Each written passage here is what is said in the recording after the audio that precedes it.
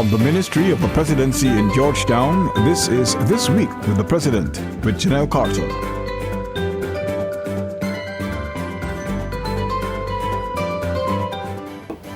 Welcome to another edition of This Week with the President, a weekly news magazine which provides you with an in-depth look at the policies, programs, and work of the President of Guyana in his quest to realize the good life for all Guyanese. I'm your host, Janelle Carter.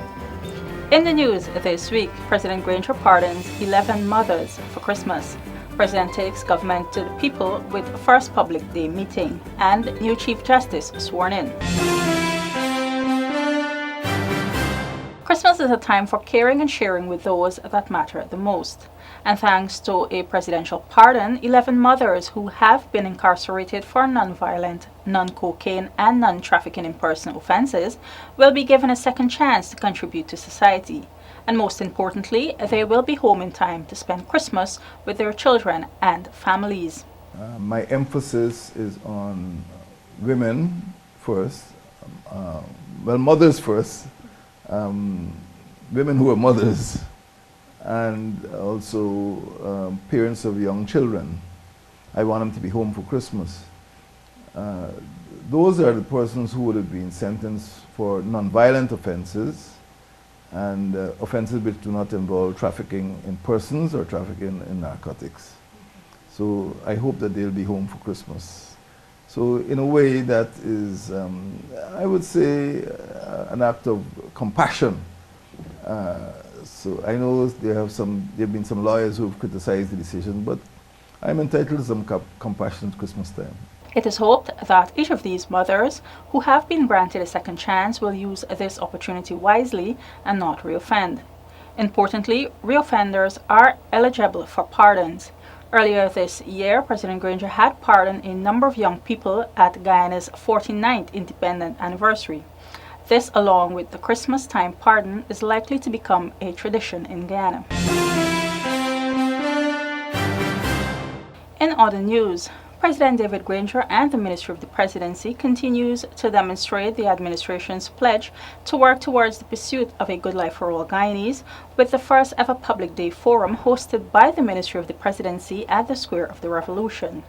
Noting that 1 year ago he was on the picket line advocating for the rights of the people and for their voices to be heard through the holding of the long overdue local government elections, President Granger said that it is indeed amazing to see what is being done a year later for the people of Guyana. We're not trying to upset the ministerial system or the government system, but we are bringing government to the people by finding out what your needs are and helping you to solve those problems. So this is one of a series of exercises that will be taking place in other parts of the country and at other times of the year as we go through the next 5 years. The important thing is that at the end of the day, every Guyanese citizen must feel that it belongs to a country, it belongs to a government, it belongs to a community and a society which cares about him or her.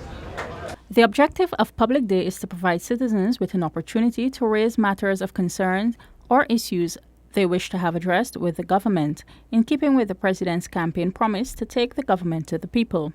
This exercise, which will be hosted regularly, will not only cater to citizens in Georgetown and its immediate environs, but will be taken across the country, the President said. Meanwhile, in an invited comment, Minister of State Joseph Harmon described the event as very successful. He said the team at the Square of the Revolution was able to advise and assist more than 300 persons who had various issues. Minister Harmon said persons came from all areas of Guyana, including East Bank Essequibo, Linden, Georgetown, and Berbice. Some of the issues addressed included citizenship, passports, immigration, scholarship, social cohesion, public service, land, health, water, and street lights. Some matters were referred to other ministers and ministries for redress. On Wednesday, December 16, President Granger swore in eminently qualified Justice Janet Cummins Edward to serve as acting Chief Justice following her recent appointment to the post. It should come as little surprise to the nation that a woman has been appointed to that office, as President Granger is widely known for supporting and promoting the equality of women in all fields. Justice Cummins Edward is the second woman to hold the office of Chief Justice. The first was Justice Desiree Bernard. I, Your Honor, Tadisino Cummins Edwards, do hereby solemnly declare that I will bear true faith and allegiance to the people of Guyana, that I will faithfully perform the functions of the Chief Justice without fear or favor, affection or ill will, and that in the execution of the functions of that office, I will honor, uphold, and preserve the Constitution of the Cooperative Republic of Guyana, and I do so swear, so help me God. Justice Cummins Edwards replaces Justice Ian Chang, who proceeded on pre-retirement leave on December 15. She was nominated by the government as the most qualified candidate for the position. Justice Cummins Edwards said she already has a plan to address some of the pressing challenges facing the judiciary. I intend to look at the state of affairs right now, and I intend to deal with backlog cases. I intend to deal with matters affecting the judiciary, the smooth functioning of the judiciary, and I intend to have all hands on board for us to work together. The issue of backlogged court cases is one which the coalition administration had committed to addressing, and it is also foremost on the new Chief Justice's list of priorities. Backlog is a problem that affects all judiciaries. It's nothing that is unique, but it's something that has to be handled consistently, and all of us, I intend for all the judges and myself to tackle the issue. At the end of the day, it's my view that it's a team effort, and we can do it. Justice Cummins Edwards, who began her law career in 1988, is a seasoned Court of Appeal judge with years of experience under her belt. President David Granger says only trained teachers should enter the education system, and over time, even they must upgrade their qualifications. In his keynote address at an awards ceremony organized by the Guyana Teachers Union to honor a few stalwart educators, both retired and serving, for their sterling contribution to the nation's children. In his address, the president said there can be no place for untrained teachers in the education system, and even trained teachers must undergo some level of retraining to upgrade their skills so they can keep up in an environment that is constantly changing as a result of technology. There really is no place for untrained teachers in the education system, and it is a challenge to ensure that those who are in the system are retrained and therefore empowered to perform their professional duties. Every teacher entering the education system must be trained. And every teacher in the system who has not been trained must be trained. In addition to the issue of retraining trained teachers, President Granger spoke of the high number of teachers who are dismissed annually for indiscipline, underperformance of a large percentage of students at the local and regional assessments and examinations. He added that reversing this situation is one of the education system's main challenges. The teachers are the foundation on which a good education system is built. And a good education system is the foundation on which any nation is built. Teachers are the most important element in the country's education system. They are the foundation of the system because of the critical roles they play and because of the heavy responsibilities they bear. Teachers are responsible for the transmission of knowledge, the transmission of values, the transmission of attitudes. They serve as role models. Teachers support the maintenance and the safeguarding of the reputation of schools and of the standards of society. Teachers are key to ensuring that there is a sound learning environment in our country. The school system would collapse, of course, without teachers. It goes without saying. And the country will collapse without the school system. That much is known. The president also condemned the indiscipline and inappropriate conduct demonstrated by some teachers over the years. Such conduct, he said, has no place in the teaching profession. Over the next 5 years, the government will be introducing measures to curb the rate at which primary school children are failing to qualify to enter secondary school or are dropping out of our primary schools and secondary schools every year. The government's aim is to increase attainment so that young people can look forward to finding satisfactory jobs when they leave school. There is no better gift to give a child than that of a sound education. And since his ascension to office, President David Granger has been an untiring, relentless advocate for every child in school policy. In keeping with this, he has sought to provide some basic necessities to ensure that every child has access to quality education through his boat, buses, and bicycles program. At 2 separate functions over the past weekend, school-aged children were given gifts of bicycles to attend school. Meanwhile, the Barakar community in Kanji, Region 6, has been promised a school boat, even as calls were made for the community to play a greater role in molding the nation's children.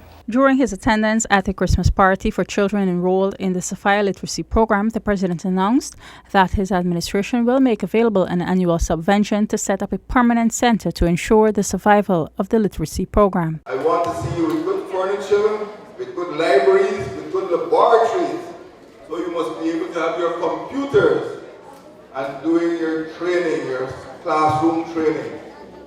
So from this year, December, you'll be getting a special subvention to allow you to have adequate furniture, adequate facilities to carry out the work that this important learning project has been doing. The head of state also reminded children about the importance of education and called on them to utilize the opportunities available to them. The literacy program, the president said, should be used as a stepping stone for advanced educational opportunities, which are also available. All these initiatives are aimed at ensuring that they have quality opportunities, he said. In addition, 21 bicycles were handed over to secondary school students who are enrolled in the program. Mr. Komal Singh, managing director of Geico Construction Incorporated, donated the bicycles to the boat, bus, and bicycle program managed by the Ministry of Social Cohesion. It has been a packed week for the president, even as Guyanese are in the height of Christmas preparations. The president himself has been caught up in a few activities, even as he goes about the business of running the country. Let's take a look inside the president's diary. Yet again, the David Granger administration has shown that the overall well-being of military servicemen and women is of utmost importance. On Tuesday, President Granger announced a contribution of $1 million to the Guyana Police Force's Fallen Heroes Foundation and another $1 million to the Force's Scholarship Fund. On this note, the head of state declared that while the force has faced significant challenges, it has turned the corner, and government will continue to ensure that adequate resources are provided to ensure the security and safety of Guyana. Thursday and Friday, the president partook in the traditional serving of Christmas lunch to the Guyana Defense Force soldiers at Base Camp Stevenson and the headquarters Base Camp Ghana, respectively. Speaking at both functions, the president emphasized the importance of the force to the nation. Referencing Operation Dragnet, President Granger noted that next year will be a busy year for the GDF, even as they remain on guard to ensure the security of Guyana. On December 15, President Granger accredited Mr. David Pendergast as the new non-resident High Commissioner of Jamaica to Guyana. The High Commissioner Pendergast reiterated Jamaica's commitment to strengthening its bilateral ties with this country, noting that the two countries first established diplomatic relations in 1969, 3 years after Guyana gained its independence from Britain. We have worked together at the bilateral and regional levels and have collaborated as members of CARICOM. At the multilateral level, we have worked together within the framework of the UN, the OAS, ACP group of states, as well as the community of Latin American and Caribbean states and several other fora. I wish to reiterate Jamaica's steadfast commitment to working with the government of Guyana in deepening the ties that bind us. In accepting the letters of credence, President Granger spoke highly of the commonalities that characterize both Guyana and Jamaica, particularly as it relates to integration. The vision which brought our leaders together and the common values to which our people adhere, those of democracy, respect for fundamental human rights, sustainable development, and the preservation of territorial integrity. These values over the years have served as a common bond between our nations. Mr. Prendergast previously served as Jamaica's High Commissioner to Trinidad and Tobago. On Thursday, the Rotary Club of Georgetown inducted President David Granger as honorary member of the club during a courtesy call at the Ministry of the Presidency. The group was led by club's president, Mrs. Elizabeth Cox, vice president, Mr. Clyde Diaz, Rotary Foundation director, Mr. Pearson Burt-Smith, president-elect 2016-2017, Ms. Lisa Foster, past president, Mr. Ronald Burt-Smith, club member, Colonel Christine King, and club secretary, Mr. Ralph Prasad. The club's president said the aim of the meeting was to garner the administration's support for their humanitarian effort. The saying goes, behind every successful man there is a strong woman. As cliche as this saying can be, it is certainly true of Guyana's First Lady, Mrs. Sandra Granger. Mrs. Granger continues to work assiduously to ensure that women, senior citizens, and the vulnerable among us are able to enjoy that good life. This Christmas, she has done more than her fair share of spreading cheer to those groups of people. Let's take a look. On Saturday last, Mrs. Granger joined with officials from the Georgetown Mayor and City Council to spread Christmas cheer to close to 300 children at City Hall. This is the first event of its kind that the council has hosted in over 20 years. The children, accompanied by their parents and guardians, were treated to lots of goodies and had the opportunity to meet and take photos with the main attraction, Santa Claus. On Sunday, over 200 senior citizens from in and around Georgetown were treated to a grand Christmas luncheon hosted by the Bernice Mansell Foundation. The elderly persons were delighted by the attendance of the First Lady, Mrs. Sandra Granger, who helped organize and serve the meals. The event was held at Park Rain Rahmans Park, Houston. Also on Wednesday, the First Lady teamed up with the Salvation Army and the Minister of Social Protection, Mrs. Paula Lawrence, to bring cheer to over 300 senior citizens with the distribution of Christmas food hampers. The annual event saw more than 1,500 food hampers being handed out at the Salvation Army's building on Alexander Street, Georgetown. Then on Friday, the First Lady hosted a luncheon on the lawns of State House to honor over 200 senior citizens from various homes across Georgetown. I think we need to strengthen again the habit of respect and honoring our seniors. And I think one of the least things we could do at this time of the year or at any time was to honor them, and since this is Christmas, share a meal with them. Among the homes which were invited and present are the Uncle Eddie's Home, the Archer's Home, the Dharmshala, St. Joseph Home for the Elderly, and the Palms Geriatric Home. Thank you for joining us this week. For regular updates on the Ministry of the Presidency, visit our website www.motp.gov.ui. Like our Facebook page, Ministry of the Presidency, and follow us on Twitter and Instagram at MOTP Guyana. I take this opportunity on behalf of the Ministry of the Presidency and the President himself to wish you all a Merry Christmas. I'm Janelle Carter. May you all enjoy the season of giving. Goodbye.